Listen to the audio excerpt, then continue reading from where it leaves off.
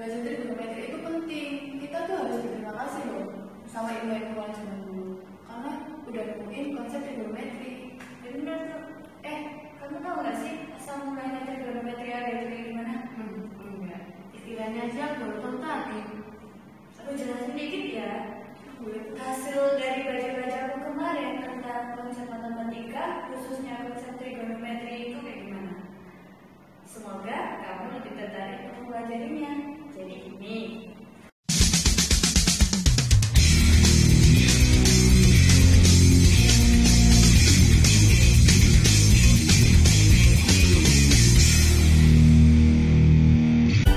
Sejarah awal mula trigonometri terlacak pada Mesir kuno. Pada tahun 1500 sebelum Masehi, orang-orang Mesir kuno sudah menggunakan panjang bayangan bangunan obelis untuk menentukan waktu. Mereka mencatat hasil pengukuran bayangan tersebut dalam suatu tabel dan nilai perbandingannya digunakan sebagai cikal bakal terbentuknya jam matahari serta konsep tangan dan tangan. Beberapa dekade setelahnya di daratan India muncullah ahli astronomi yang bernama Lagada. Lagada menggunakan ide orang-orang Mesir kuno tentang perbandingan panjang bayangan benda sehingga muncullah istilah Jiva dalam bukunya yang berjudul Vedanga Jyotism pada tahun 1200 sebelum Masehi.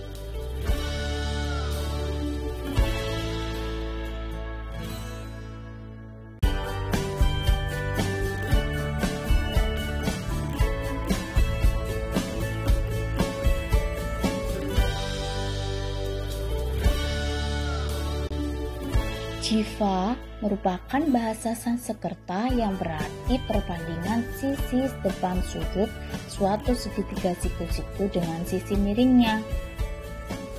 Seiring berjalannya waktu, peradaban Islam di Arab semakin berkembang. Tahun 600 sebelum Masehi, banyak ilmuwan muslim yang mengkaji hasil peninggalan peradaban daratan India dan Mesir, sehingga istilah Jiva disebut Jiba.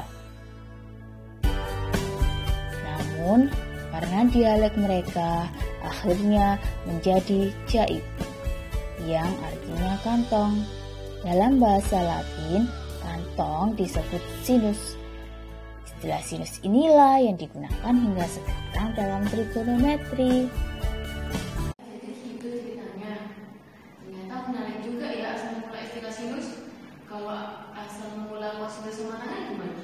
Kalau kosinus itu berasal dari komplementari sign yang terjadi di perkembangan selanjutnya.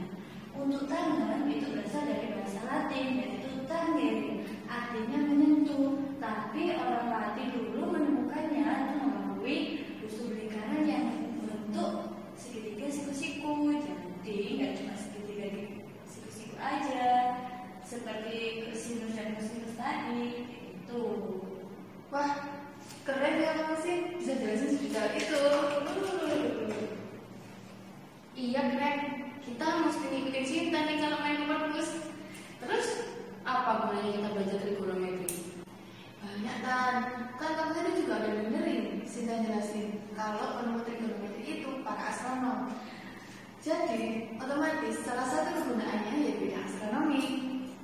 Kayak misalkan menentuin letak benda langit, letak kota, terus letak arah bujur utara dan selatan. Itu kan juga pakai trigonometri. Bener tuh. Terus apa lagi? Kamu tahu pesawat terbang nggak? Pesawat terbang itu kan untuk nentuin waktu dan arah terbangnya itu juga pakai trigonometri. Terus juga parallel surveyor itu dalam menentukan letak tanah, tinggi benda dan hidup itu juga pakai ilmu itu. Wah, ternyata keren juga ya. Iyalah, dan asal kalian tahu nih, buat nentuin waktu sholat kita dan arah kiblat kita, trigonometri itu juga berperan penting loh. Wah, ternyata banyak manfaatnya di kehidupan kita sehari-hari ya. Gimana? Kamu udah semangat belum belajar trigonometri? Iya, jauh lebih semangat. Tapi ngomong-ngomong aku tadi itu gak ada tempat baru lagi jelasin di papan. Kayaknya Kristen tadi kan rekam deh. Tunggu. Kayaknya aku rekam deh. Nih, kamu aku kirim ke HP kamu. kamu dengerin, kamu pelajarin ya. Catat, jangan lupa kan? Dengerin aja. Ya, terus kamu tuh guna, siap nyanyi-nyanyinya.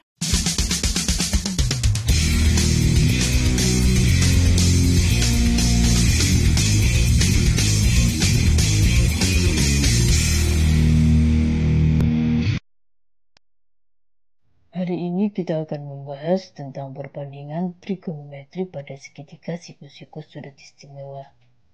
Tokoh ilmuwan yang pertama kali menjelaskan tentang rasio trigonometri pada segitiga siku-siku untuk sudut istimewa adalah Habash Al-Hasib Al-Marwazi.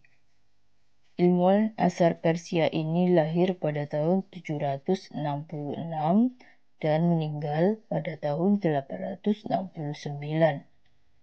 Penemuannya tentang rasio trigonometri sampai saat ini masih kita pakai.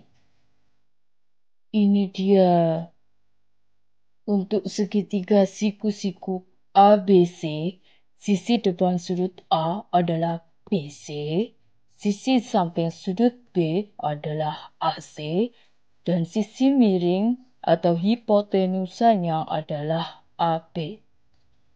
Selanjutnya, berdasarkan definisi sinus merupakan perbandingan sisi depan dan sisi miring atau disingkat sin demi.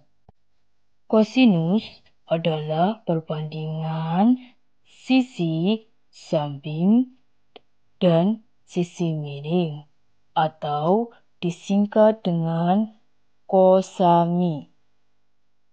Tangen merupakan perbandingan sisi depan dan sisi samping atau disingkat tan desa.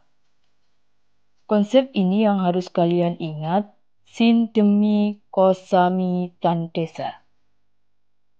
Dengan ketiga jenis singkatan tadi, kita sekarang akan menentukan nilai-nilai perbandingan sisi pada segitiga siku-siku istimewa. Coba perhatikan gambar berikut ini terlebih dahulu.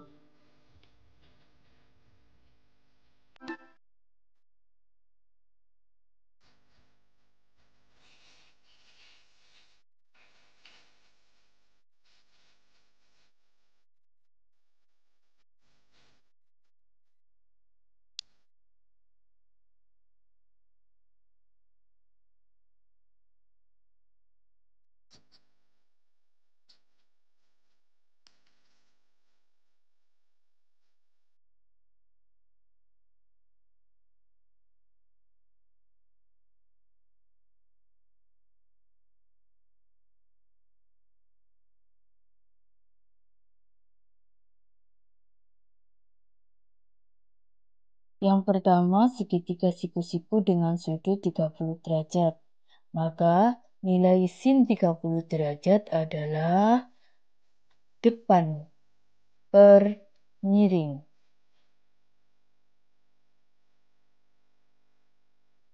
Sisi di depan sudut 30 derajat bernilai 1. Dan sisi miringnya 2.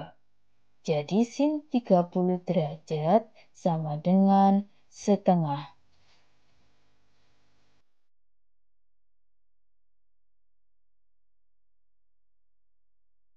Cos 30 derajat kosami yaitu cos samping miring.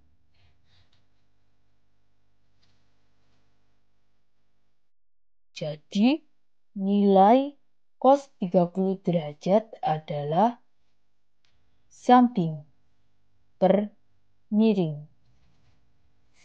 Sisi samping sudut 30 derajat adalah akar 3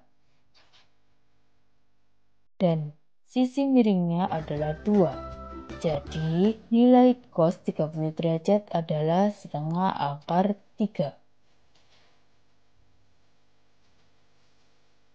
tangan 30 derajat, ingat, tan desa. Tangan depan, samping. Jadi, sisi depan 30 derajat adalah akar 3. Dan sisi samping 30 derajat adalah 3. Maka nilai tangan 30 derajat sama dengan 1/3 akar 3. Dengan cara yang sama, kita bisa melengkapi tabel berikut.